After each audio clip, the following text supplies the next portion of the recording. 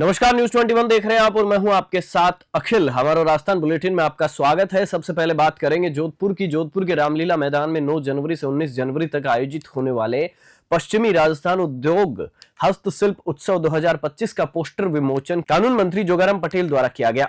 जोधपुर के circuit house में हुए पोस्टर विमोचन के दौरान शहर विधायक अतुल भंसाली, लघु उद्योग भारती के राष्ट्रीय अध्यक्ष प्रांतीय अध्यक्ष महावीर चोपड़ा सहित कई पदाधिकारी मौजूद रहे। मुख्य संयोजक घनश्याम ओझा ने बताया कि राइजिंग राजस्थान की थीम पर आयोजित होने वाले इस मेले का उद्घाटन प्रदेश के मुख्यमंत्री भजनलाल शर्मा द्वारा किया जाएगा। मेला समन्वयक महावीर चोपड़ा ने बताया कि प्रदेश के सबसे बड़े मेले का यह 34वां संस्करण है, जिसके लिए 15 समितियों का गठन किया गया है। सभी समितियां अपनी अपनी जिम्मेदारियों का निर्वहन करते हुए जोर शोर से मेले की तैयारियां कर रही है। जोधपुर से मनोहर सिंह की रिपोर्ट। आज अंग्रेजी नववर्ष 2025 की शुरुआत के दिन हमारे राजस्थान के संसदीय कार्य मंत्री और कानून मंत्री आदरणीय जोगाराम जी पटेल के साथ में जो नए परिसीमन और जोधपुर से लगते हुए लूनी क्षेत्र की जो जन समस्या है उनके बारे में आज जन सुनवाई के इस कार्यक्रम में उनके साथ चर्चा करने का लाभ प्राप्त हुआ। और यहाँ पधारे हुए सभी सरकारी और कार्यकर्ता बंधु और जनवासी क्षेत्रवासियों के साथ में अंग्रेजी नववर्ष की खुशी सबने साझा की। और मैं तो यही कहूँगा कि जिस तरह राजस्थान में भजनलाल जी के नेतृत्व में भारतीय जनता पार्टी की सरकार कार्य कर रही है, दिन दुगुनी रात चौगुनी वृद्धि से ये काम हो और जोधपुर को, और जोधपुर के ही निवासी है माननीय जोगाराम जी, उनका जोधपुर के प्रति स्नेह है और इस लूनी और जोधपुर क्षेत्र की जितनी भी जन समस्याएं हैं और उसके प्रगति के लिए जो भी साझा रूप से काम कर सके वो हमारी एक चेष्टा रहती है। और साथ में लघु उद्योग भारती के जो हस्तशिल्प मेला है उसके उद्घाटन सत्र में हमारे माननीय यशस्वी मुख्यमंत्री भजनलाल जी पधारने वाले हैं। माननीय महावीर जी चोपड़ा, घनश्याम जी ओझा साहब, सुरेश जी विश्नोई और सभी दुगर साहब, सभी लघु उद्योग भारती के कार्यकर्ताओं द्वारा आज माननीय जोगाराम जी के कर कमलों से पोस्टर का विमोचन भी हुआ। और इस मेले में कैसे लोग और अधिक से अधिक जुड़े, सरकार कैसे अधिक से अधिक उद्योगों का संरक्षण करने के माध्यम से, नई नीतियों के माध्यम से कैसे करें, उस बारे में भी सबने चर्चा की। धन्यवाद। आप सबको अंग्रेजी नववर्ष की शुभकामनाएं। राजस्थान का सबसे बड़ा मेला पश्चिमी राजस्थान हस्तशिल्प उत्सव 34वां एडिशन पिछले 33 वर्षों से मनाया जा रहा है। 9 जनवरी से 19 जनवरी रामलीला मैदान में आयोजित किया जाएगा, जिसका उद्घाटन यशस्वी मुख्यमंत्री भजनलाल जी द्वारा किया जाएगा। और मेले की तैयारियां पूरे जोरों शोर से चल रही है। 15 समितियां बनाई गई है, जिसमें विभिन्न प्रकार के कार्यक्रम दिन भर के आयोजित किए जाएंगे। सर्वप्रथम 11 से 1 बजे तक सेमिनार कॉन्फ्रेंसेज बिजनेस के लिए और मोटिवेशनल स्पीकर्स रहेंगे। दोपहर के कार्यक्रम में महिलाओं और बच्चों के लिए प्रतियोगिताओं का कार्यक्रम रखा गया है। रात्रिकालीन कार्यक्रम में सांस्कृतिक संध्या, जिसमें देश के ख्यातिनाम प्रस्तुतकर्ता उपस्थित होंगे। आपके चैनल के माध्यम से पूरे जोधपुर वासियों को और आसपास के क्षेत्र के लोगों को सादर आमंत्रित करते हैं। आज क्या हुआ? आज बैनर का माननीय मंत्री जी को निमंत्रण दिया गया और बैनर का विमोचन कराया गया। भरतपुर में प्रतिवर्ष की भांति इस बार भी श्याम प्रभु खाटू वाले की विशाल शोभा यात्रा का आयोजन श्यामनगर में किया गया। शोभा यात्रा से पूर्व कांग्रेस के शहर अध्यक्ष दयाचंद पचौरी ने विधि विधान से खाटू श्याम की पूजा अर्चना की। पूजा अर्चना में कांग्रेस के प्रदेश मंत्री धर्मेंद्र शर्मा, ब्राह्मण सभा के पूर्व अध्यक्ष कौशलेश शर्मा, सेवा दल के अध्यक्ष डॉक्टर निरंजन सिंह, आयुर्वेद विभाग के पूर्व निदेशक डॉक्टर सुशील पारासर सहित विभिन्न गणमान्य लोगों ने पूजा अर्चना की। इस मौके पर विभिन्न सामाजिक संगठनों ने कौशलेश शर्मा के नेतृत्व में दयानंद पचौरी का साफा माला पहनाकर स्वागत सम्मान किया। जिसके बाद RK senior secondary school Shyamnagar से शोभा यात्रा प्रारंभ हुई। शोभा यात्रा में काफी संख्या में श्याम भक्त, महिला पुरुष श्याम भजनों पर थिरकते हुए चल रहे थे।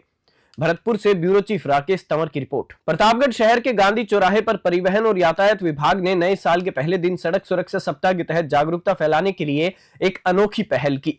इस अभियान में वाहन चालकों को गुलाब का फूल देकर उन्हें यातायात नियमों का पालन करने की समझाइश दी गई। यह पहल जिला कलेक्टर और पुलिस अधीक्षक के निर्देशानुसार आयोजित की गई।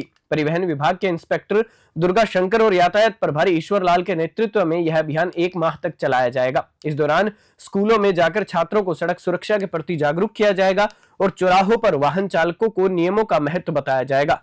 प्रतापगढ़ से तेजकरण राठौड़ की रिपोर्ट। Yes sir. राष्ट्रीय सड़क सुरक्षा माह 1 जनवरी से 31 जनवरी 2025 श्रीमान जिला कलेक्टर महोदय, एसपी साहब महोदय के निर्देशन में मनाया जा रहा है। इसके तहत आज प्रतापगढ़ शहरवासियों को सड़क सुरक्षा नियमों की पालना के लिए फूल देकर समझाइश की गई एवं जैसा साहब का निर्देशन होगा वैसे डे टू डे प्रोग्राम करके विभिन्न प्रकार की सड़क सुरक्षा गतिविधियां 31 जनवरी 2025 तक आयोजित की जाएगी। सभी शहरवासियों से निवेदन है कि सड़क सुरक्षा से संबंधित जो नियम हैं वो आपकी सुरक्षा के लिए हैं, आप उसका पालन करें और जो कैजुअलिटी है, असामयिक जो मृत्यु है, उस दर को कम करने में प्रशासन का सहयोग प्रदान करें।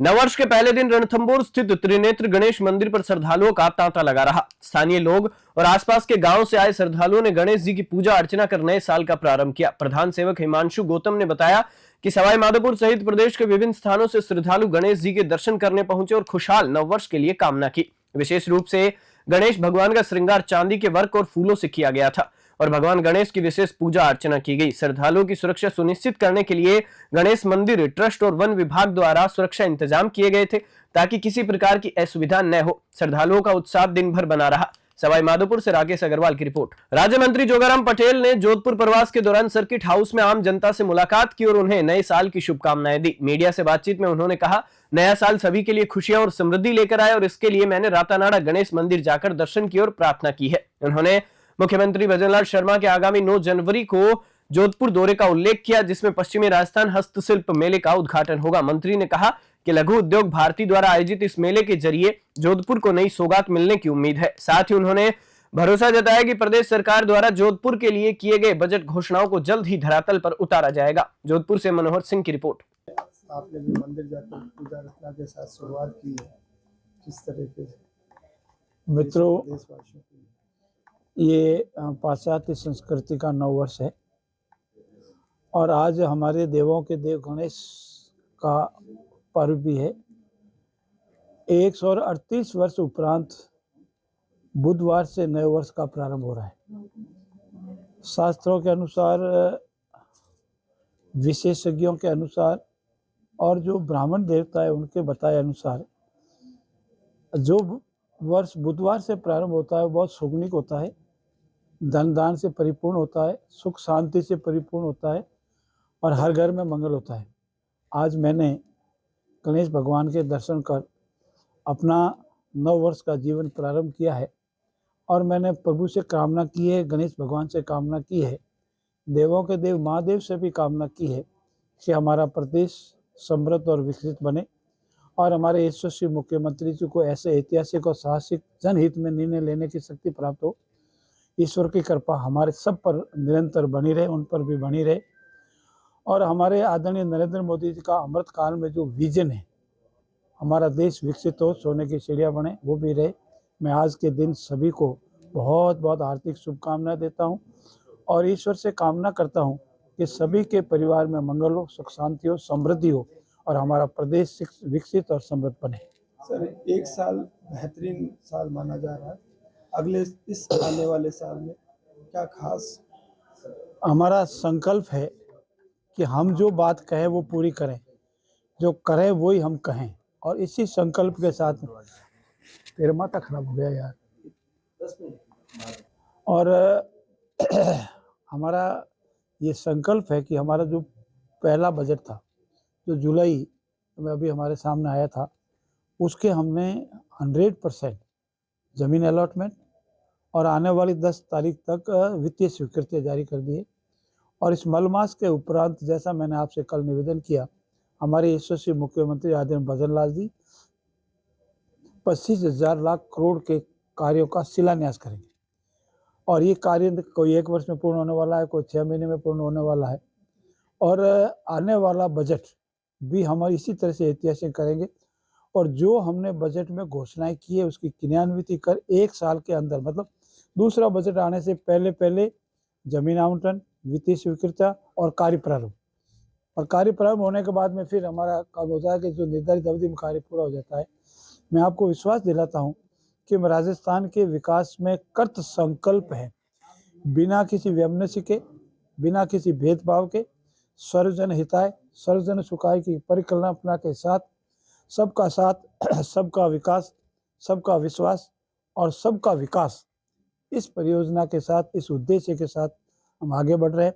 मैं पुनः सभी को नववर्ष की बहुत बहुत हार्दिक शुभकामनाएं देता हूँ। धन्यवाद।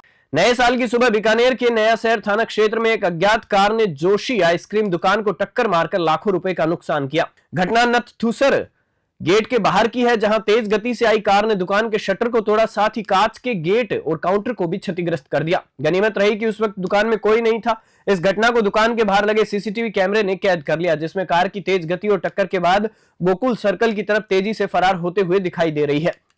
दुकान के मालिक ने नया शहर थाने में मामला दर्ज करवा दिया है और नुकसान लाखों रुपए का अनुमानित है। बीकानेर से लोकेश बोहरा की रिपोर्ट। पंचायत समिति के सहायक अभियंता विनोद धायल ने पंचायत समिति के विकास अधिकारी के पद पर कार्यवाहक रूप में कार्यभार संभाला है। इस मौके पर धायल ने कहा कि आमजन का कार्य करना और उन्हें संतुष्ट करना उनकी प्रमुख प्राथमिकता होगी। इससे पहले पंचायत समिति के विकास अधिकारी अमरजीत सिंह बाबल 31 दिसंबर को सेवानिवृत्त हो गए थे। धायल ने सभी से कहा कि पंचायत समिति से संबंधित कोई भी कार्य हो तो वे बिना संकोच उनके पास आकर अपना कार्य करवाएं। उन्होंने यह भी कहा कि वे सभी के लिए हमेशा तैयार हैं और जनता की सेवा के लिए प्रतिबद्ध हैं। तारानगर से बुधराम वर्मा की रिपोर्ट। जिले में पुलिस ने अवैध मादक पदार्थ की तस्करी पर प्रभावी कार्रवाई करते हुए 25 ग्राम स्मैक पकड़ी है। पुलिस अधीक्षक रीचा तोमर ने बताया कि अवैध मादक पदार्थों, अवैध हथियार और संदिग्ध गतिविधियों पर नियंत्रण पाने के लिए जिले भर में कड़ी कार्यवाही की जा रही है। इसके तहत पुलिस थाना अकलेरा की टीम ने बोरखेड़ी तिराया NH52 पर अभियान चलाकर तस्कर से 25 ग्राम स्मैक बरामद की है। इस कार्रवाई का नेतृत्व थाना अकलेरा के थानाधिकारी राजेश कुमार पाठक ने किया। अतिरिक्त पुलिस अधीक्षक चिरंजी लाल मीणा के मार्गदर्शन में यह कार्रवाई की गई। पुलिस विभाग ने इस मामले में मादक पदार्थ तस्कर के नेटवर्क का गहनता से अनुसंधान शुरू कर दिया है, ताकि इस अवैध व्यापार को जड़ से खत्म किया जा सके। झालावाड़ से ब्यूरो रिपोर्ट। लूणकरणसर पंचायत समिति परिसर में महिला अधिकारिता और जिला प्रशासन विभाग द्वारा बेटी बचाओ बेटी पढ़ाओ योजना के तहत ब्लॉक स्तरीय क्षमता वर्धन आमुखीकरण कार्यक्रम आयोजित किया गया। इस कार्यक्रम में बेटी जन्मोत्सव और एकल बेटी सम्मान समारोह का आयोजन किया गया। कार्यक्रम का शुभारंभ उपखंड अधिकारी दयानंद रुयल, प्रधान कानाराम गोदारा और भाजपा कार्यालय प्रभारी बेगाराम जानी ने द्वीप प्रज्वलित कर किया। उपखंड अधिकारी दयानंद रुयल ने कहा, बेटियां सोने से अधिक अमूल्य हैं और उनकी सुरक्षा हमारा कर्तव्य है। प्रधान कानाराम गोदारा ने बेटियों के लिए शौचालयों की आवश्यकता की बात की। एएसआई रामगोपाल ने पुलिस द्वारा बेटियों की सुरक्षा की प्रतिबद्धता को दोहराया। लूणकरणसर से लोकेश बोहरा की रिपोर्ट। बुलेटिन में फिलहाल इतना ही। आप देखते रहिए News 21।